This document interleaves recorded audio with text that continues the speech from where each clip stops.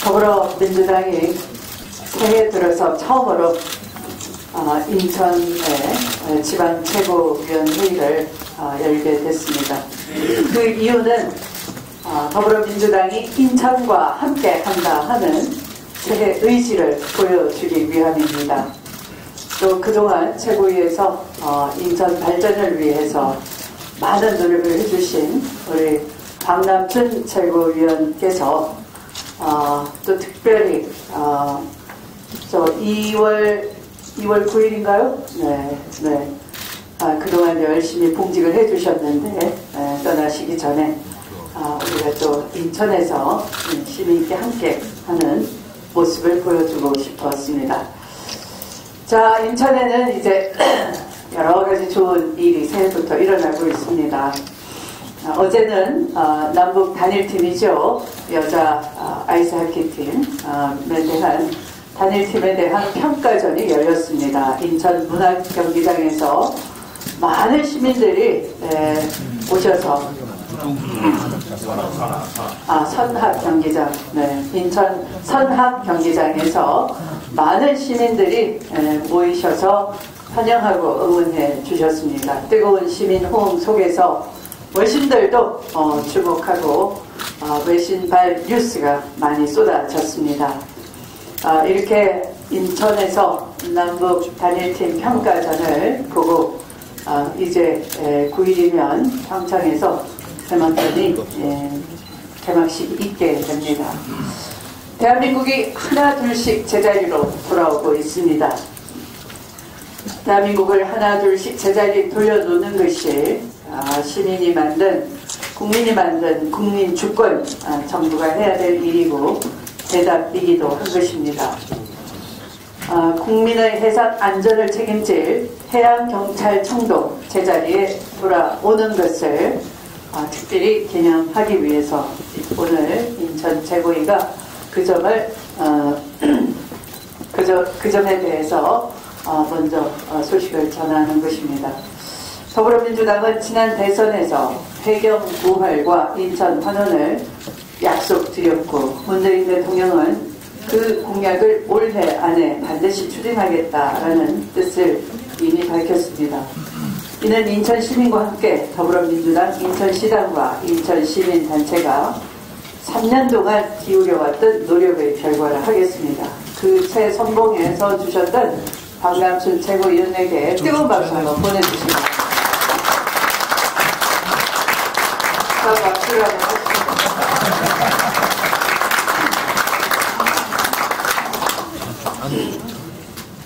박근혜 정권은 세월호 참사의 컨트롤 타워로서 책임을 외면한 채 일선에서 해경에만 책임을 묻고 해경 해체라는 극단적인 조치를 취했었습니다. 그러자 중국 어선의 불법 조업은 크게 달했고 많은 전문 인력이 이탈하면서 해양 안전을 지켜내는데 어려움에 직면했습니다. 인천은 북방 한계선 NLL과 배타적 경제 수역에 인접한 지정학적 요충지이자 또 서해 평화 협력지대 조성 등 남북 평화와 경제 협력의 전초 기지로서 전략적 요충지입니다. 해경의 인천 복귀는 대한민국이 해상 주권을 강화하고 국민의 안전을 지켜내겠다는 의지의 표현임과 동시에 행안부의 세종시 이전과 함께 문재인 정부의 지역 분권에 대한 강력한 의지의 표현이기도 합니다. 민주당은 인천 시민의 품으로 돌아온 해경이 국민 안전과 해양 주권을 수호하는 데 최상의 역할을 수행할 수 있도록 전폭적인 지원을 아끼지 않겠습니다.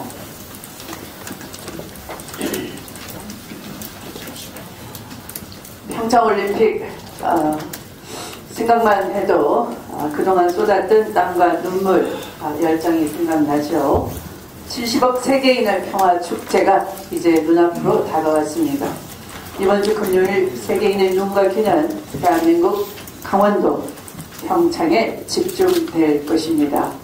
더불어민주당은 평창올림픽에 참여한 세계 각국 선수단이 최상의 기량을 발휘할 수 있도록 뜨거운 응원을 아끼지 않을 것입니다.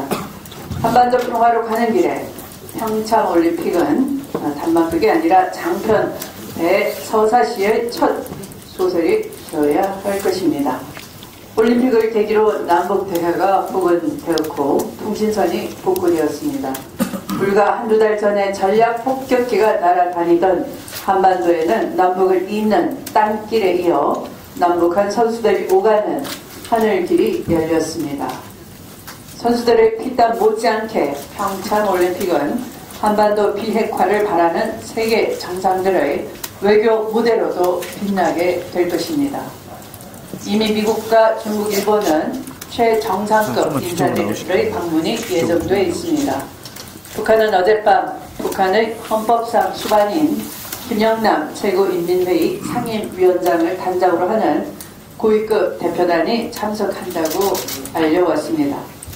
대표단의 면면은 아직 구체적으로 알려지진 않았지만 이번 고위급 대표단의 방문으로 한반도 평화를 위한 남북 대화는 물론 북미 간 대화의 단계가 마련되기를 기대합니다.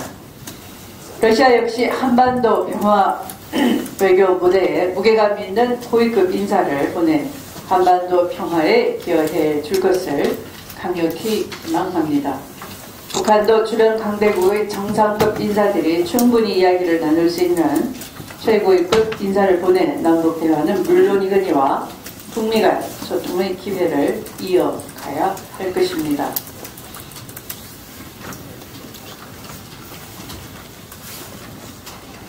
자유한국당을 비롯한 보수 야당들도 이제는 온 국민이 어렵게 유치한 평창올림픽에 대해 퇴직과 생떼를 끝내고 70억 세계인의 평화제전이 성공적으로 치러질 수 있도록 협력해야 할 것입니다.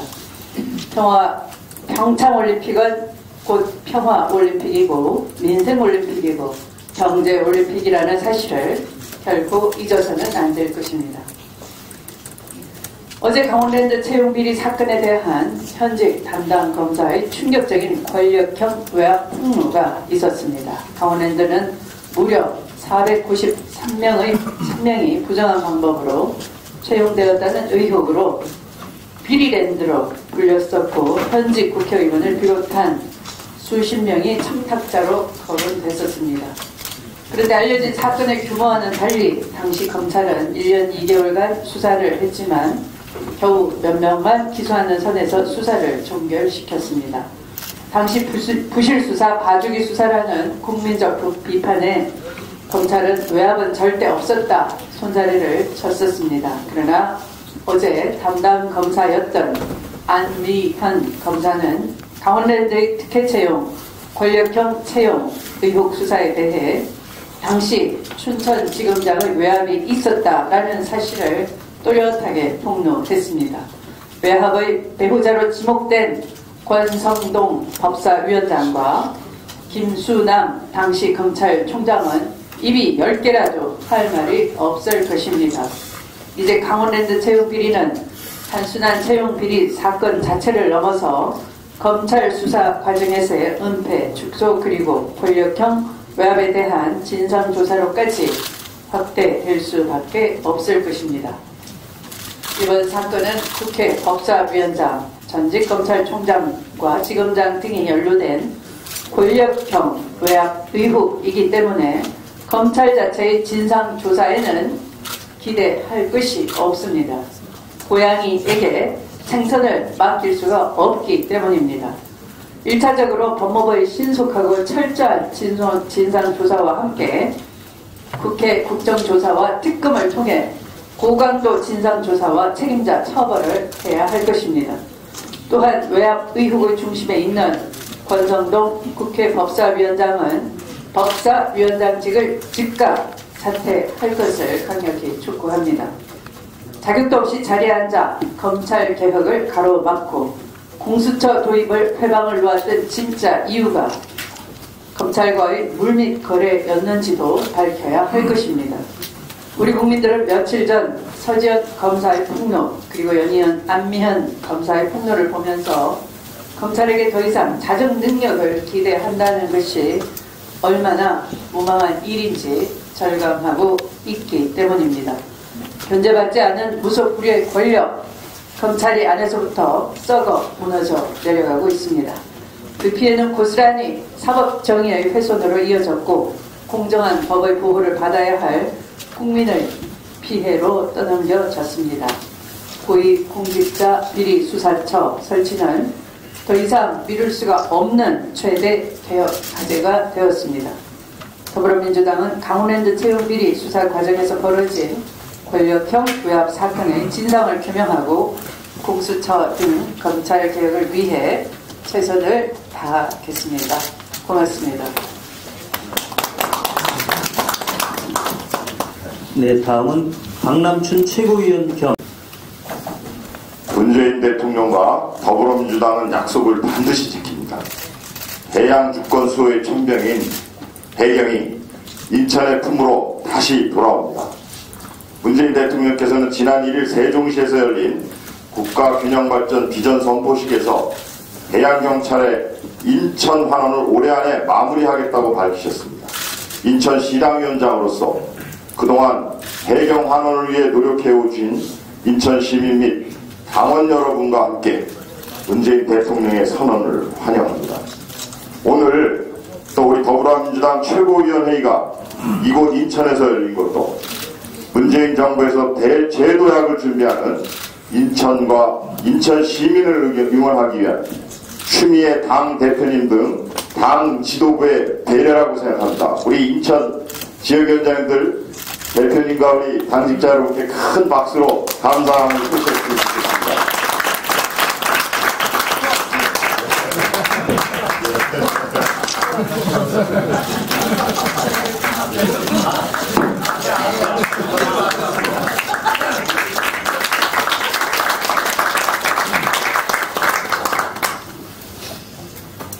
예, 1953년 내무부 소속으로 창설된 해경은 1979년 인천 연안부에 터를 잡은 이래 NLL 안보태세 확립과 중국 어선의 불법적 단속, 서해 치안 및 각종 해상 재난의 컨트롤 타워 역할을 해왔습니다.